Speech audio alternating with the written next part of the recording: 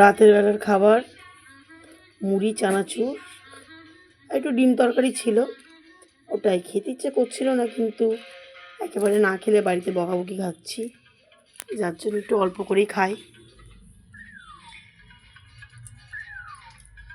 এই জন্য তোমার এই প্রবলেমটা হয়। ভুল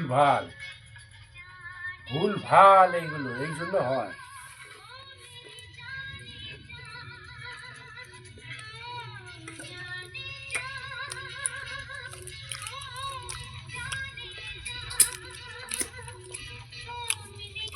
চানাচুর আছে,